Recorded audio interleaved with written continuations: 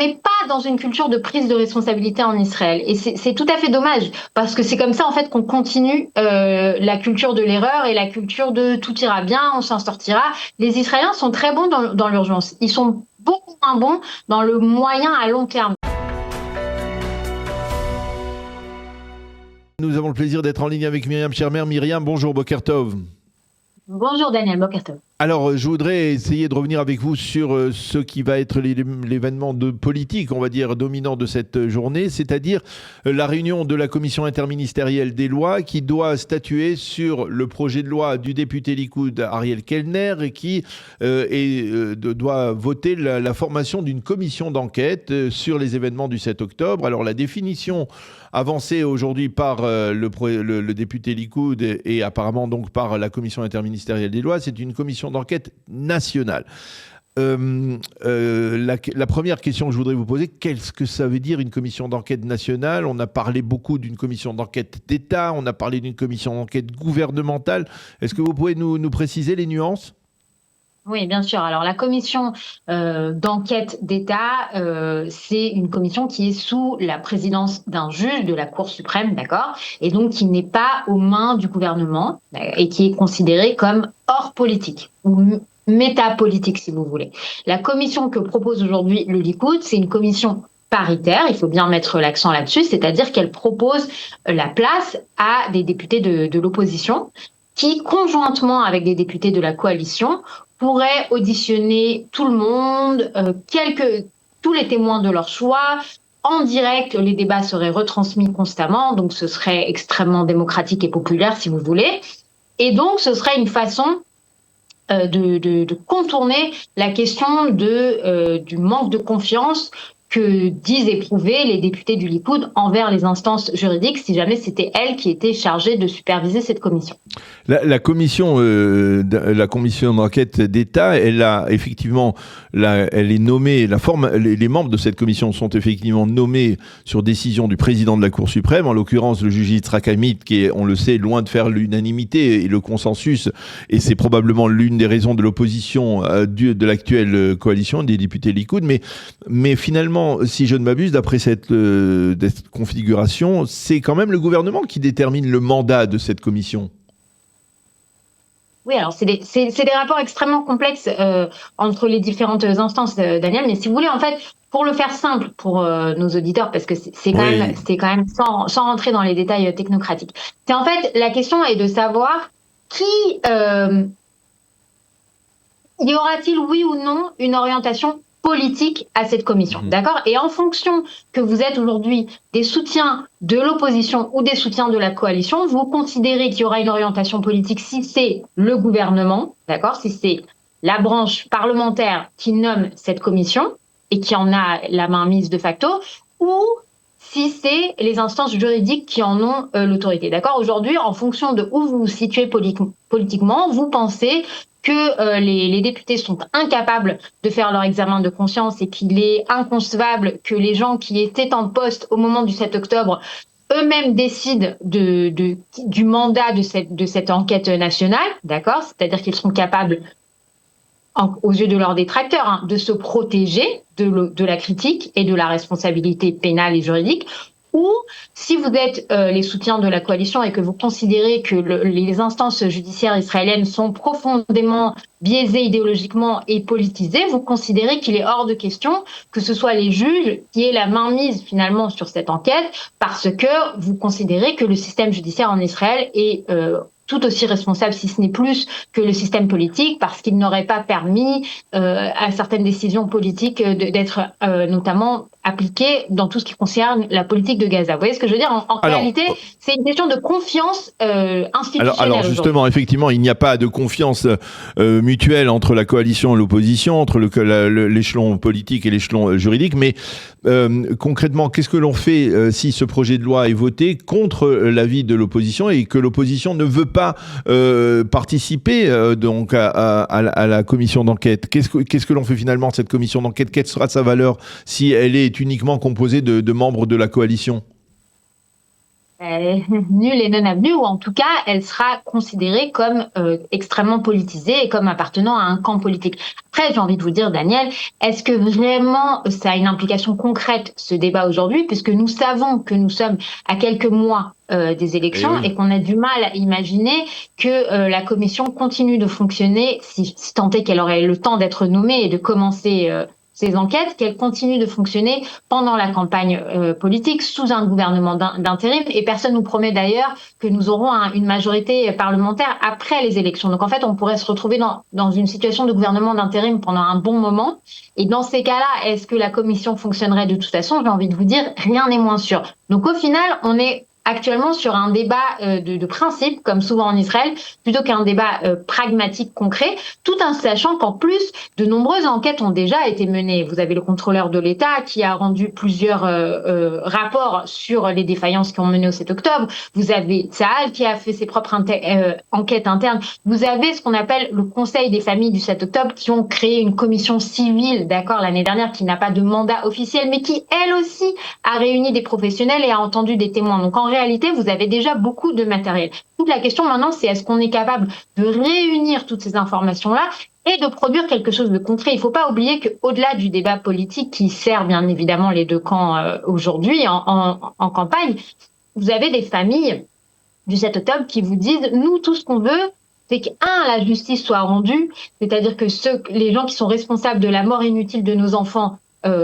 soit traduit en justice tout simplement, et deux, éviter les futures catastrophes, c'est-à-dire vraiment avoir des conclusions concrètes et applicables pour toutes les instances, à commencer par Tsahal, mais pas que, pour éviter les catastrophes futures. Vous voyez ce que je veux dire? Donc pour l'instant, on n'est pas du tout dans un mode opérationnel. Alors d'accord, effectivement, si on prend un tout petit peu de recul, Myriam, on va dire que ce débat, c'est le reflet, on va dire, de cette absence de confiance totale entre les différents courants dans la société israélienne et c'est l'absence de volonté même de trouver un minimum de consensus. Hein, on est d'accord là-dessus?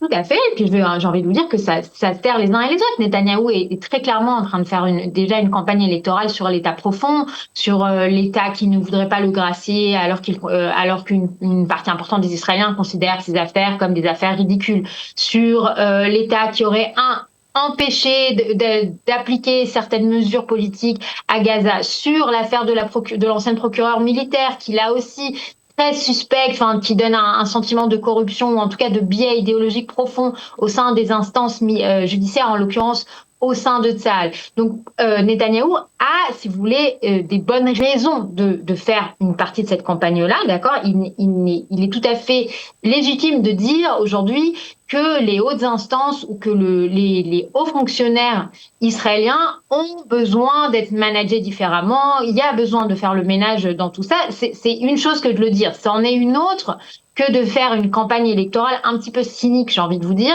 et de vraiment utiliser ce point sensible dans la société israélienne qui est le 7 octobre et qui sont les enquêtes pour, encore une fois, même pas uniquement désigner des coupables, mais éviter que ça se reproduise. Vous voyez ce que je veux dire? Donc Netanyahou fait sa campagne et l'opposition fait sa campagne aussi. Parce que peut-être que vous venez de dire dans votre dernière phrase, peut-être ce qui pourrait être le secret d'une réussite de cette commission. C'est-à-dire que tout le monde se focalise sur le fait que, il puisse y avoir des coupables et que l'on puisse les traduire devant la justice. On a vraiment du mal à imaginer que, par exemple, le chef d'état-major du 7 octobre, le général Herzi Halevi, puisse être traduit devant la justice. Il a démissionné, il a reconnu ses erreurs. On a du mal à imaginer que ça aille beaucoup plus loin et que ça même aille beaucoup plus loin dans l'échelon politique. Donc finalement, l'objectif véritable de cette commission, c'est d'essayer de faire en sorte que cela ne se reproduise plus. Pourquoi ça s'est passé? Comment faire pour que ça ne se reproduise plus? Si on se limitait à cela, peut-être que cela désamorcerait, on va dire, les tensions, non? Oui, après, je dois dire, Daniel, quand même, que je suis pas d'accord avec la première partie de votre question, c'est-à-dire que je pense pas que ce soit totalement inimaginable, alors je sais pas si forcément le chef d'état-major, mais que différents hauts gradés et responsables militaires, mais même sans aller jusqu'au Premier ministre, les différents ministres de la Défense, que ce soit Yoav Gallant ou Benny Gantz, qui était au ministère de la Défense pendant 3 ans avant le 7 octobre, d'accord, à partir de 2020 jusqu'en 2022, début 2023, c'est-à-dire que quand vous parlez, moi personnellement, je connais bien l'histoire des guetteuses, d'accord, les guetteuses de Nakhalos, qui est la base militaire qui est la plus proche de la frontière de Gaza, d'accord, qui est celle qui a subi de plein fouet le 7 octobre, avec 54 soldats qui sont tombés ce matin-là, d'accord, dans cette base en essayant de la défendre envers et contre tout.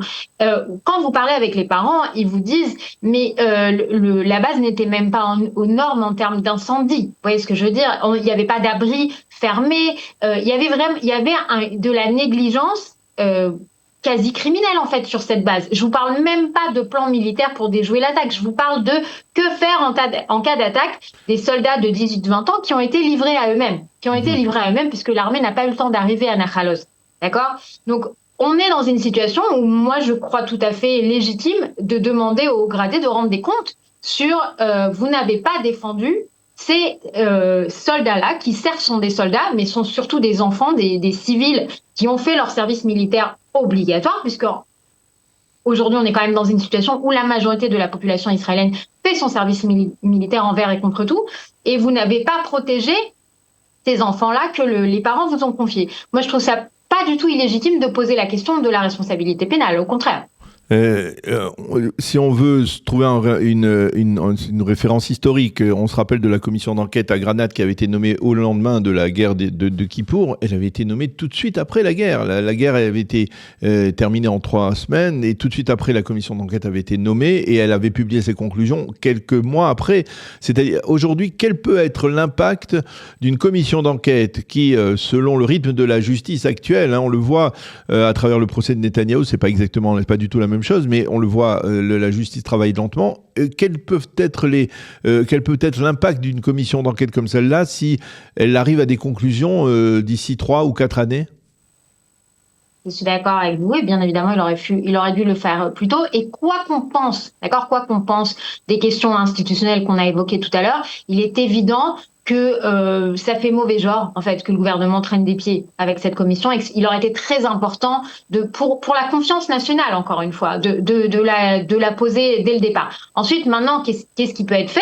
Oui, je pense qu'encore une fois, on a un problème de prise de responsabilité au sein de la vie publique israélienne, quelle qu'elle soit, encore une fois, quels que soient les corps de métier. Vous avez dit, le chef d'état-major a reconnu ses erreurs, il a démissionné. Vous trouvez ça suffisant, Daniel? C'est-à-dire que démissionner, ça veut dire assumer ses torts. Prenons la catastrophe de Méron qui a eu lieu quelques années auparavant, où 45 personnes sont mortes écrasées dans une catastrophe en fait qui aurait totalement pu être évitée. C'était des failles logistiques évidentes. Est-ce que quelqu'un a démissionné? Est-ce que quelqu'un a payé le prix? On n'est pas dans une culture de prise de responsabilité en Israël. Et c'est tout à fait dommage, parce que c'est comme ça en fait qu'on continue la culture de l'erreur et la culture de tout ira bien, on s'en sortira. Les Israéliens sont très bons dans l'urgence. Ils sont beaucoup moins bons dans le moyen à long terme. Et c'est ça qu'il faut changer dans la vie publique pour obtenir des résultats. Vous savez, on dit tout le temps qu'on a la meilleure population en termes de capital humain, en termes de diplômes par tête dans la société civile, en termes de high-tech, etc. Oui, vous avez des gens extrêmement compétents en Israël, mais la vie publique n'est pas du tout à la hauteur de cette société-là. Et c'est ça qu'il faut changer. Encore une fois, ça dépasse largement le gouvernement qui prendra ses responsabilités. Est-ce que oui ou non Netanyahou va être impacté? Je vous parle 10 ans, 20 ans, 30 ans en avance, Daniel. Des enfants qui sont nés aujourd'hui et que leurs enfants vont devoir envoyer à l'armée dans 20 ans, dans 30 ans. Vous allez leur dire quoi à ces parents-là? Croisez les doigts très très fort et espérons que les bases soient aux normes? C'est pas comme ça que ça fonctionne. C'est vrai, effectivement, et on va rester sur ce message important, c'est effectivement de tirer les leçons, la capacité de savoir tirer les leçons, de reconnaître ses erreurs, même si au bout du compte on n'est pas obligatoirement sanctionné. Reconnaître ses erreurs, c'est déjà quelque chose d'important, comme on le dit dans les textes bibliques. Être juif, Yehudi, c'est léodote, c'est reconnaître, et savoir reconnaître ses erreurs également, c'est important, surtout pour un leadership. Merci beaucoup, Myriam Shermer, d'avoir accepté de répondre à nos questions autour de cette décision du gouvernement, apparemment, donc de nommer une commission d'enquête via un projet de loi du député Likoud Ariel Kellner. Merci Myriam d'avoir été avec nous ce matin. Bonne journée, à bientôt. Merci Dani.